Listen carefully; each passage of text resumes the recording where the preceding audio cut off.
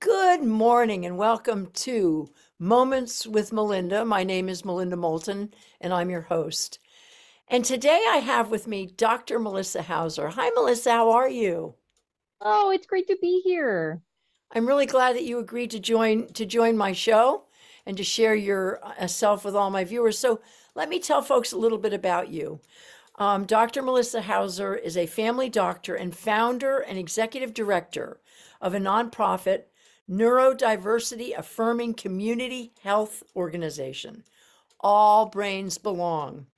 She is an expert in neuroinclusive healthcare and employment, brain science of mental health, and neurodivergent teams. You can visit Dr. Hauser's All Brains Belong website at allbrainsbelong.org. Is that about right? That's the best introduction I've ever heard. I don't Better know than I about introduced myself. I don't know about that, but but there's a lot about you. There's a lot out there. And so we're gonna jump right in because we only have a half an hour, Melissa. Um, so share with my viewers a little bit about your childhood, where you grew up, and a little bit about your family and your education. Sure. So I am a recovering New Yorker. And I guess what I would say is that it's by I, luck, serendipity, whatever word you'd want to describe it, that led me to here. I think maybe what I'll first say is that I did not learn that I was autistic until I was 37 years old. And so when you ask about my childhood is, it's a story of someone who, I guess what I would say is that I always, um, I always thought that I was different. I always felt different. I didn't know exactly why that was. And I think that my life's journey to date has been about like, looking for, a way of carving out meaning and purpose in a world that often seemed to make no sense. So, 37 years old, that's a long time to have autism and not know and not be diagnosed. So that must have been a challenge. Did you, so what brought you to medicine and in particular the care and support for neurodivergent children and families, of course, because you yourself have autism. But how did that tie in with your growing up? Was there someone who inspired you to go into medicine? And also, I would love to know how your family reacted when they learned that you had autism. Yeah. So I would say that I never thought that I would be that I would pursue medicine. I did a variety of things before medical school, and I think what they all had in common was, relationships, connection, and trying to support people on their own life journey. I did clinical research. I was a cycling coach. I did like a whole bunch of things that seemingly don't relate to one another, but what they relate to is like, having the privilege of being invited into people's lives and hearing their story and, trying to do my part to support them in achieving their personal goals. I would say that when I did ultimately decide to go to medical school after doing a whole bunch of other things. I had the again serendipity. I had a mentor in medical school, a rural family doctor, who I really I wanted to grow up and be. And the idea of just someone who showed me the power of doing things differently, the power of, not being afraid to learn and unlearn some of the conventions that the healthcare system dictates. And I think that, now looking back, I think, that's what I'm trying to do. And, I left, I guess, first to answer your question about, how did I come to be focusing on the support of neurodivergent kids and families, often multi-generational families? That came through parenthood.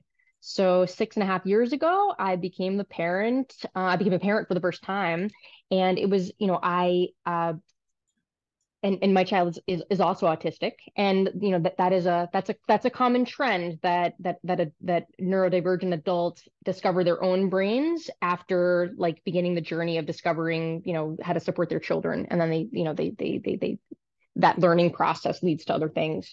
But I would say is that is what it became really clear to me in early parenthood that my child was not typically developing, and that my medical education, even though I had like a whole bunch of training in child development, that was like an area of expertise that I had, it just was profoundly inadequate. So that's what, drove me to do lots of extra training, and in particularly to center the experiences of autistic adults. It became really early on in parenthood, it became clear to me that the experts in autistic life are autistic people. I didn't know I was one. And so, I read and I watched and I like, anyway, that's the path I took. And so, I'm always looking for synergy. I have the kind of brain that compartmentalizing different domains of my life doesn't really feel good. And so that's how my professional life, fused with my personal life. Exploded. Well, fascinating. Now, Melissa, you have devoted much of your life to promoting true social inclusion of children with neurodevelopmental differences. So, can you talk to my viewers about neurodiversity and talk about your All Brains Are Awesome website and Oh also yeah. All Brains Are Awesome YouTube station? Totally. I'm going to answer that question backwards. Good. So, early in COVID, here I am, I'm a doctor taking care of patients in the hospital and in an outpatient clinic. Like it was just really, it was chaos. And then I found myself like homeschooling a then 3-year old and like figuring out how to do that. And it became really clear to me that my child learned really well on video. I had to unlearn a lot of like these assumptions about screens and young children that, my medical education had like fed me. Anyway, turns out from a visual processing standpoint and an attentional standpoint, this was a really powerful tool. Turns out she also learned best with me on a screen. So I started making YouTube videos to connect with her. In the context of her interest, her monotropic focus at that time was Elsa from Frozen. So we had a lot of Frozen videos about like all kinds of socio-emotional learning concepts. Anyway, so I figured, if I'm making these videos for my child every day, and like I made videos every day, like in the middle of the night, while on call. Anyway, I figured let's put it on YouTube and try to promote, really the basics that I think all children need to understand neurodiversity, which is what neurodiversity means to me, is that it's that we all have different brains. We all have different brains that learn, think, communicate, behave, play differently. And there's no right type of brain. And so, so I wanted my 3-year-old to know that. And even, not all my patients are neurodivergent. And so even, typically developing kids, I don't want them thinking that their brain is the default brain. There is no default brain. We all have different brains. So that's what the All Brains Are Awesome YouTube station. I don't have time to I don't make a whole lot of new videos. Certainly All Brains Belong, our nonprofit organization that I'll tell you about. We produce content. There are a lot of content that continues to be added to that same YouTube station. But some of the older videos are kind of fun. Right. Well, my folks should certainly go onto YouTube and pull up All Brains Are Awesome, and also go to the website All Brains Are Awesome. Now let's talk about your work as a physician and some of the medical care that you specifically provide folks with neurodiversity. Now, I understand autism because my grandson, who's 18, is a non-speaking autist. He has very unique and special strengths, and as healthcare is also unique and special. Talk to us a little bit about your practice. Yeah, yeah. I mean, first I would say that just, when I was working in traditional primary care, I saw that there were so many of my patients who were not having their needs met, both in healthcare and outside of healthcare. Kids being bullied in school and struggling to have their access needs met, adults struggling to, access inclusive employment, people of all ages struggling with social isolation, and that like people of all ages were often getting ignored by the healthcare system.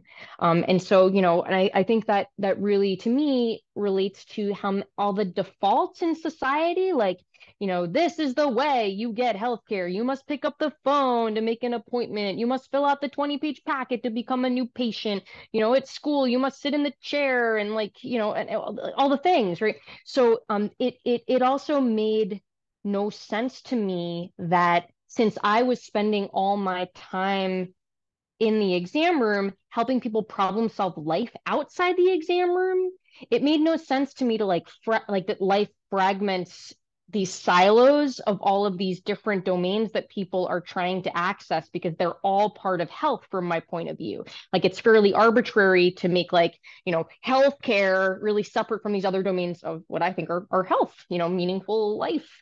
So the other tangent that I'll introduce is that in the context of like a very, very, very stressful time in my life, like many late identified or late diagnosed neurodivergent adults, I got my autism diagnosis in the context of something called autistic burnout, which is a state characterized by physical and mental exhaustion, where there is loss of skills and really an intolerance of stimuli and really just you can almost think about it as like the brain shutting down from chronic toxic stress, from navigating things in a world that's not designed for your brain. And this is common. Unfortunately, the a lot of people don't come to medical attention or don't come upon learning about how their brains work until they are so profoundly dysregulated that they start appearing more stereotypical, because the DSM criteria for autism are autistic stress behaviors. So anyway, in that context, it was like, okay, well, I really need to I need to make some changes. And at that time, I learned that the average life expectancy for an autistic person was 36 to 54 years. I was 37 and I had a 4-year-old.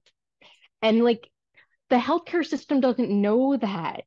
Doctors caring for autistic people, they don't know that.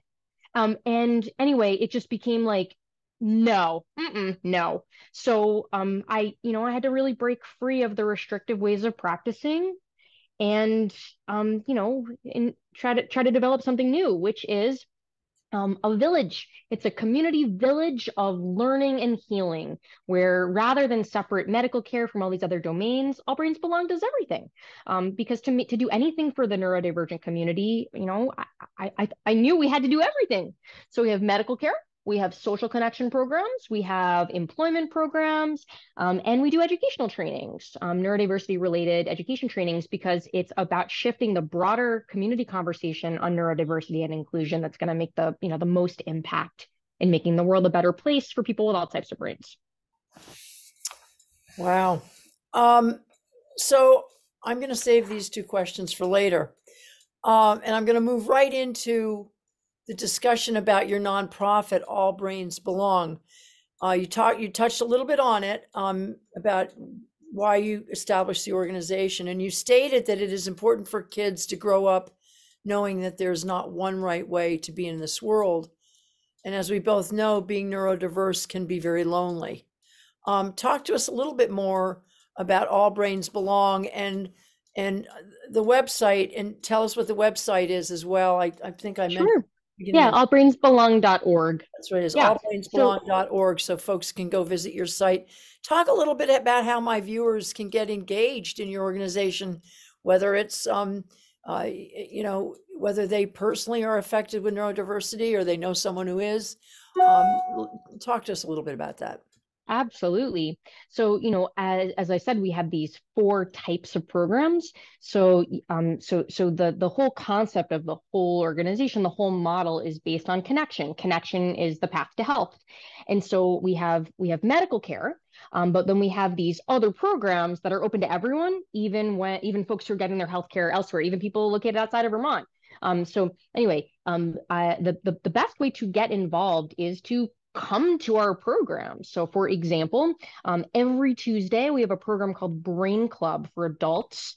Brain Club every Tuesday at 6 p.m. Eastern. It's on Zoom, and it's an educational program about everyday brain life topics. Related to executive functioning, regulation, relationships, employment. This month we're doing a spot on neurodivergent health topics. Anyway, so that's a great way to meet other people, and it's a great way to, just to collectively learn and often unlearn some of the assumptions that we grow up with about what how brains work.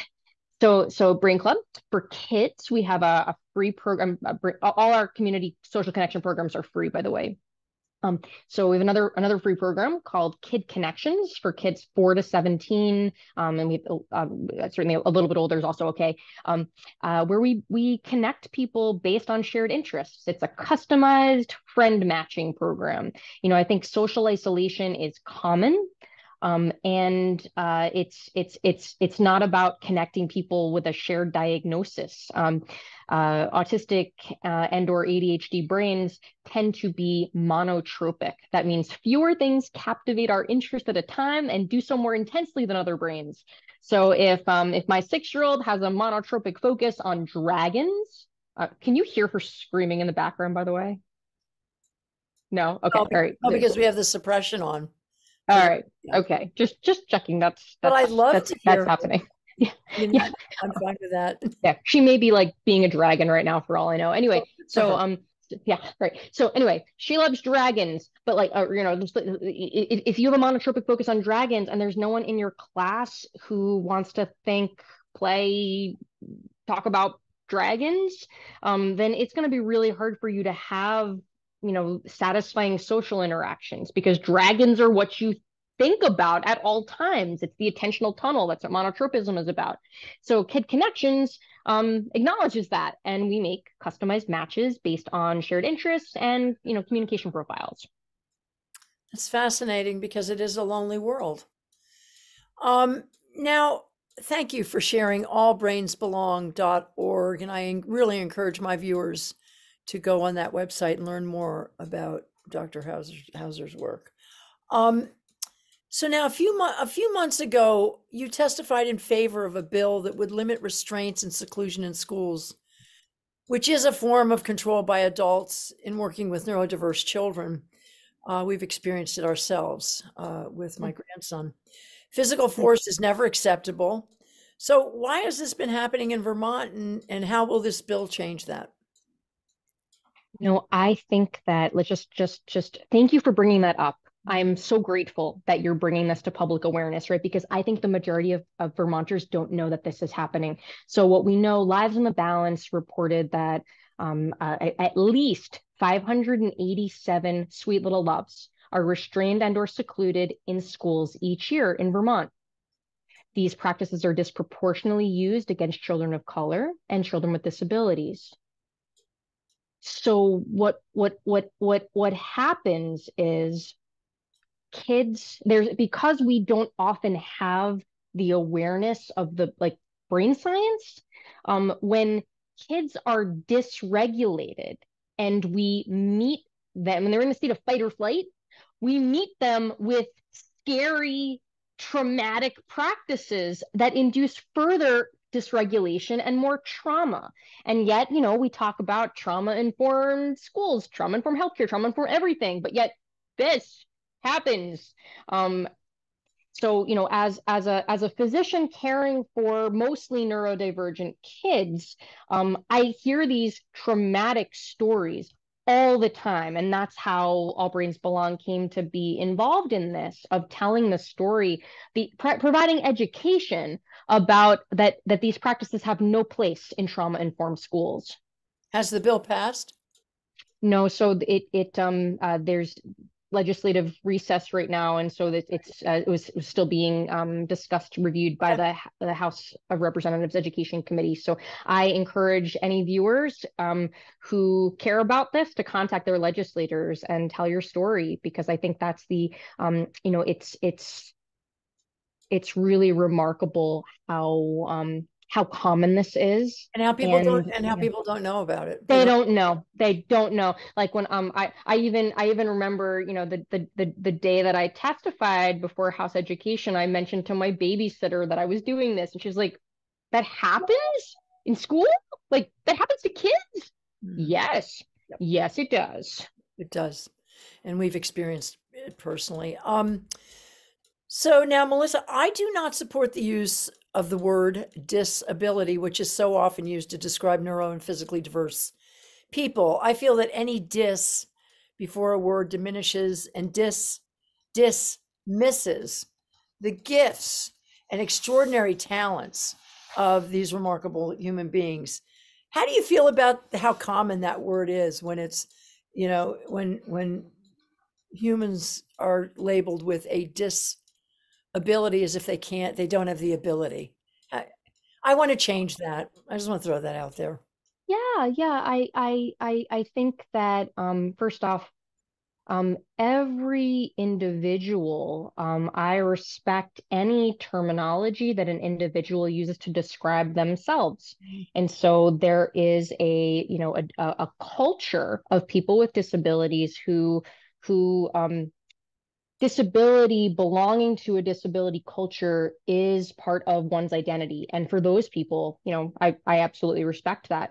I think it's important to acknowledge, when I think about disability, I think about the social model of disability as opposed to the medical model. And so what that means, the medical model is like this person has, deficits, they're broken, like, nope. The social model of disability refers to, it's not the issue with the individual, it's about the environment thwarting the individual. So it's about, and the amount of disability that somebody experiences is relative to the barriers in the environment. So, if I am a wheelchair user and I approach a building that has a ramp, I am going to have less disability than if I approach a building that does not have a ramp. And so when it comes to invisible disability, it's the same thing. There's the equivalence of the lack of ramp, like all over the place. And so, I think that um, access, we at All Brains Belong, we do a lot of trainings, educational trainings for organizations of a wide range of types, all about accessibility. How do we remove barriers to access to full and meaningful participation? I think that's where the action is. And so often society expects our neurodiverse population to fit into some kind of mold that is their mold and doesn't accept them for who they are and honor who they are. And Yep. I hope that can change, because in a lot of the education that these students are going through, a lot of it is about creating a human being who fits into the model of who we are, whether it's your table manners or whatever. And I again, I get it, but I honor the differences of Yeah. that. So, okay, let's talk about for a second about your inclusive healthcare partnership project. This is exciting, where community advisors bring lived experience as leaders in self-advocacy and disability rights. And this website for my viewers is ihppvt.org. Talk a little bit about that, Melissa, would you? Yeah. So this is a project being carried out by the Vermont Developmental Disabilities Council, the DD Council. So All Brains Belong consults to this project, but it's the idea that often health information is not provided in an accessible way. So, people with, particularly people with intellectual disability, but not even, there's just plain language. So the idea of communicating in clear, easily understandable language benefits everybody. Having clarity of information benefits everybody. So what the DD Council is doing through the Inclusive Health Partnership Project is co-creating health information materials using universal design. So what universal design is it's using multiple flexible different ways to do everything. And so with this project, there is text, there is video, there is artwork, and all of this was co-created with people with developmental disabilities of a wide variety of types. And so the idea of finding out what are the topics that people want to know about and what are the ways that we can communicate effectively. And related to this, also doing training for healthcare providers. So the type of training that my organization does is around kind of the nuances of neuroinclusive health delivery. So, covering topics of sensory processing and, neuroinclusive communication strategies, use of declarative language, supporting folks who are non-speaking communicators, supporting executive functioning. Like this is a IHPP is doing even a higher level training that a lot of healthcare providers don't have. There is not a lot of medical education around how to provide, like even the standard of care for people with a wide variety of types of disabilities. So, I mean, talk a little bit about that for a second, about some of the medical issues. I understand that during COVID, you held a clinic, because that was a very difficult thing to take my grandson in to get a shot. He refuses to, and they ended up figuring it out that if they just kept him in the car, somebody could jump in the car and give him the shot. I mean, it was Right. because he refuses, and he's a big boy, and it's like, you're not going to stick that needle in me. But you had that clinic, and if Yeah, you'd yeah. known So about yeah, that, I'm sure Rowan would have felt more comfortable to be in that environment. So, talk a little bit about self-regulation. I'm going to go back to that and the social demands that students with neurodiversity deal with.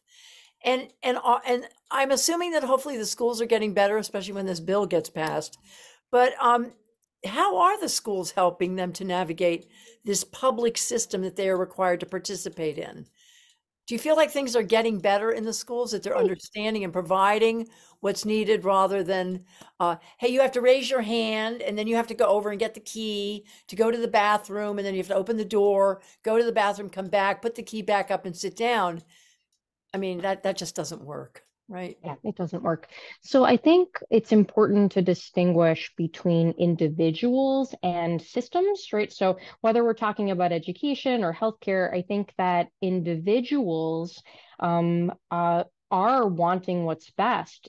There's a lot of dysfunction in systems that really interfere, that like thwart the individuals from doing what they want to do, whether there be, anyway, in healthcare, for example, the idea that a healthcare system would require a primary care doctor to, see a patient every 10 to 15 minutes. Well, there are people with, there are lots of people with all different types of brains for whom that is not enough time, and that really thwarts one's ability to communicate effectively with healthcare providers. And it's just and then you throw in the environmental conditions, the fluorescent lights, the ticking of the clock. I mean, it's just a nightmare. And so it is in school.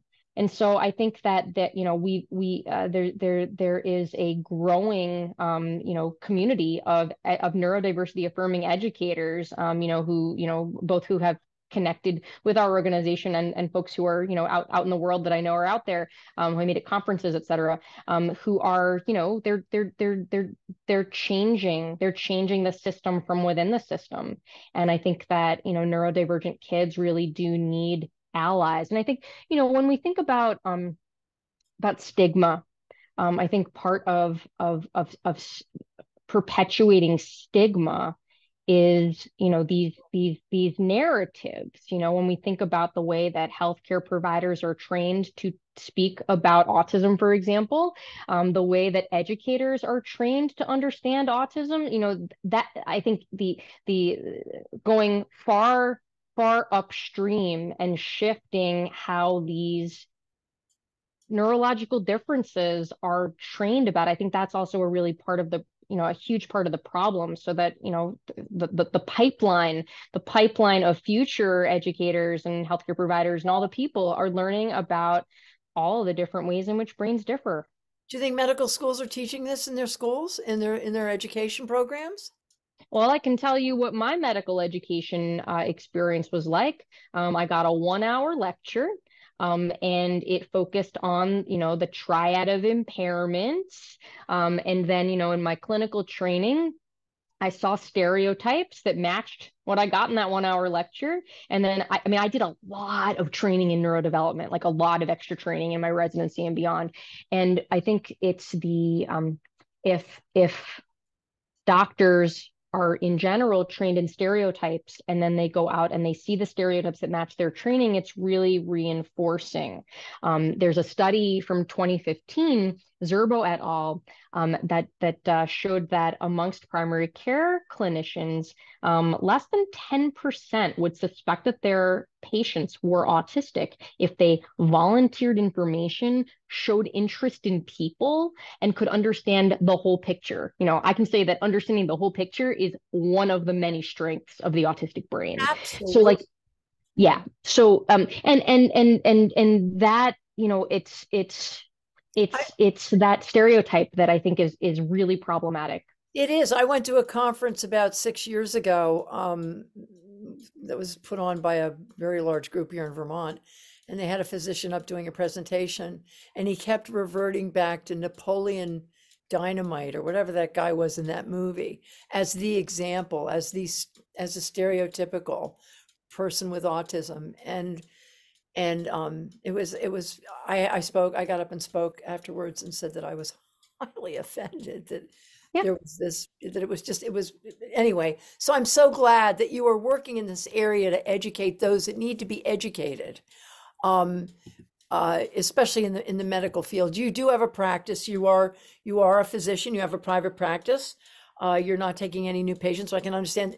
Are you? We Well, are. Yeah, we're taking. oh, you are Yeah, taking new patients. yeah, yeah. We're taking Fantastic. new Okay, patients. good. Yeah, I yeah, yeah. read that you weren't, so you are. So Yeah, no, so Dr. so we provide, so we have a primary care track and we have a non-primary care track. So and with the non-primary care track, we are providing medical care to neurodivergent kids and adults. That's And plus there's a variety of medical conditions that are more common for neurodivergent people, related to hypermobility spectrum, Ehlers-Danlos, POTS, dysautonomia, mast cell dysfunction, long COVID, and like that whole picture. So and folks also come for gender affirming medical care. So that people can Dr. keep their Melissa primary care Hauser is open relationships. for business. All right. Thank you for that. Um, I am really moved by you, and by what the work that you've done. And when you and I had our first conversation, it was a gift to know that you're out there and that you're in Vermont and you're close by and that you're standing up with incredible vision, incredibly hard work and dedication and commitment for so many whose voices cannot be heard, the marginalized in our state. And for that, Dr. Melissa Hauser, I want to thank you for all that you do, and thanks for your time on my show. I'm so glad my viewers got to meet you, and I'm sure they're going to hear more of you. And I'm going to get you back on my show again later on to follow up with some of the questions I wasn't able to get to. And to my viewers, thank you so much for being with us today. This was a really important interview with Dr. Melissa Hauser, and I want to wish you all a beautiful day, and take care.